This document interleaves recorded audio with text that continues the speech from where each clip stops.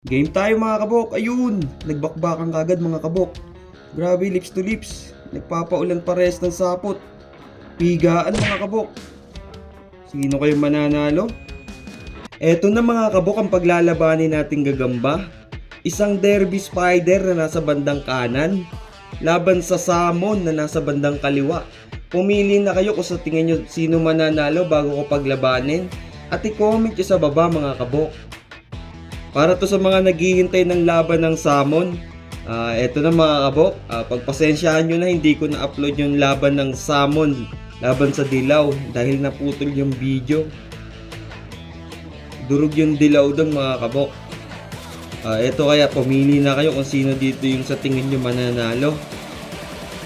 Kung nakapili na kayo mga kabok, umpisahan na natin. Sana maganda ipakita nilang laban. Game tayo mga kabok. Ayun, nagbakbakan kagad mga kabok. Grabe, lips to lips. Nagpapaulan pares ng sapot. Pigaan mga kabok. Sino kayo mananalo? Talagang puwersahan sila mga kabok hanggang sa sapot. Pero nalaglag yung Derby Spider. Hindi kinaya yung Salmon. 1 punto sa Salmon mga kabok. Second bakal mga kabok. Sisintensyahan na lang natin to. Parang may tumirik. Ayan ang nangyari sa Derby Spider. Halos di na makalakad.